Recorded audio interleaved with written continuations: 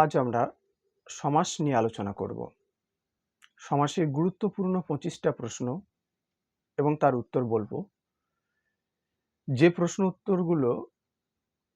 প্রশ্নগুলি মাধ্যমিক পরীক্ষায় আসার মতো। এর প্রথম প্রশ্ন, সমাস কাকে বলে? উত্তর, দুই বা ততোধিক পদকে এক পদে পরিণত করাকেই বলে সমাস। দ্বিতীয় প্রশ্ন, সমাস শব্দের অর্থ কি? উত্তর, সমাস শব্দের অর্থ সংক্ষেপণ। তৃতীয় প্রশ্ন, ব্যাস শব্দের অর্থ কি? উত্তর, ব্যাস শব্দের অর্থ বিস্তার। চতুর্থ প্রশ্ন, ব্যাস বাক্যের অপর নাম কি? এর উত্তর, বিগ্রহ বাক্য। পঞ্চম প্রশ্ন, সমস্ত পদ কাকে বলে? সমাসে একাধিক পদ মিলিত হয়ে যে নতুন পদ সৃষ্টি হয় তাকেই বলা হয় সমস্ত পদ। ষষ্ঠ প্রশ্ন, সমসমান পদ কাকে বলে? যে সমস্ত পদের সমন্বয়ে সমস্ত পদটি সৃষ্টি হয় তাদের প্রত্যেকটিকে বলে সমসমান পদ।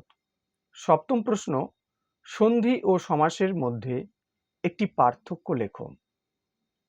এর উত্তর, দুটি বর্ণ বা ধ্বনির মিলনে সৃষ্টি হয় সন্ধি।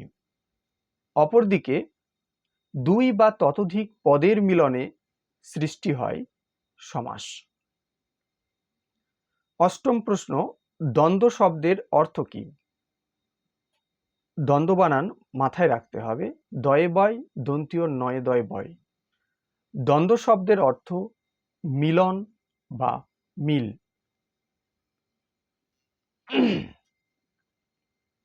নবম সংখ্যক প্রশ্ন, কোন সমাসে উভয় পদের অর্থই প্রধান? এর উত্তর, দ্বন্দ্ব সমাস। 10 সংখ্যক প্রশ্ন, কোন সমাসে পূর্বপদে কারকের বিভক্তি চিহ্ন থাকে? এর উত্তর, তৎপুরুষ সমাস। 11 সংখ্যক প্রশ্ন, তৎপুরুষ সমাসে কোন পদের অর্থ প্রধান হয়? উত্তর, পরপদের অর্থ প্রধান হয়। 12 সংখ্যক প্রশ্ন, কোন সমাসে উপপদের সঙ্গে কৃদন্ত পদের সমাস হয়? এর উত্তর, উপপদ তৎপুরুষ সমাস। 13 নম্বর প্রশ্ন, কর্মধারয় সমাসে কোন পদের অর্থ প্রধান? কর্মধারয় সমাসে কোন পদের অর্থ প্রধান? এর উত্তর, পরপদের অর্থ প্রধান। 14 সংখ্যক প্রশ্ন, উপমান কর্মধারয় সমাস কাকে বলে? উপমানের সঙ্গে সাধারণ বর্ণবাচক বা সাধারণ ধর্মবাচক পদের সমাসকে বলে উপমান কর্মধারয় সমাস। কথাটি কর্মধারয়, কর্মধারায় নয়। 15 সংখ্যক প্রশ্ন, কোন সমাসে উপমেয় পদের উল্লেখ থাকে না? এর উত্তর, উপমান কর্মধারয় সমাস। 16 নম্বর প্রশ্ন, কোন সমাসের শেষে থাকে সাধারণ বর্ণবাচক বা সাধারণ ধর্মবাচক পদ? উত্তর, উপমান কর্মধারয় সমাস। 17 নম্বর প্রশ্ন, কোন সমাসে উপমেয় পদের সঙ্গে উপমানের সমাস হয়? এর উত্তর, উপমিত কর্মধারয় সমাস। 18 নম্বর প্রশ্ন, কোন সমাসে উপমেয় ও উপমানের মধ্যে অভেদ কল্পনা করা হয়? এর উত্তর, রূপক কর্মধারয় সমাস। 19 নম্বর প্রশ্ন, বহুব্রীহি সমাসে ব্রীহি শব্দের অর্থ কি? ব্রীহি বানান বয়ে রফলা দীর্ঘ ইকার হয় হ্রস্ব ইকার। ব্রীহি শব্দের অর্থ ধান্য বিশেষ। 20 সংখ্যক প্রশ্ন, দিগু শব্দের অর্থ কি? মূলত সাধারণ অর্থ। উত্তর, দুই গরুর মূল্যে কেনা বস্তু। 20 সংখ্যক প্রশ্ন, আবার বলছি, দিগু শব্দের সাধারণ অর্থ কি? উত্তর, দুই গরুর মূল্যে কেনা বস্তু। 21 নম্বর প্রশ্ন, সমাস হতে গেলে কমপক্ষে কটি পদের প্রয়োজন হয়? এর উত্তর, সমাস হতে গেলে কমপক্ষে দুটি পদের প্রয়োজন হয়। 22 নম্বর প্রশ্ন, কোন সমাসে ব্যাসবাক্য হয় না? কোন সমাসে ব্যাসবাক্য হয় না?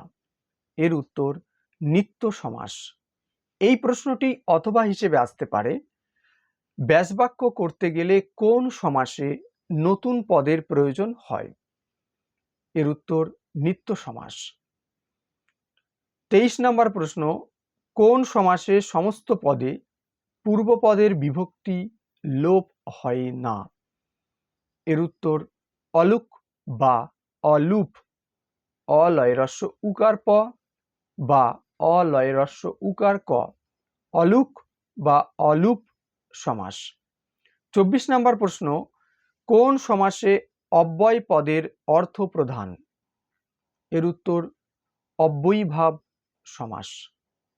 আজকের শেষ প্রশ্ন, 25 নম্বর প্রশ্ন, আমরা আমরা কোন সমাসের উদাহরণ? উত্তর, দ্বন্দ্ব সমাস। এর ব্যাসবাক্য করলে হয় সে, তুমি ও আমি। আজকে আমাদের 25টা প্রশ্ন ছিল, তা শেষ হলো। তোমাদের যদি আরো কিছু প্রয়োজন হয় বা তোমাদের কোন বিষয় নিয়ে আলোচনা করলে ভালো লাগে, তা তোমরা কমেন্ট বক্সে কমেন্ট করতে পারো। ওকে, চল।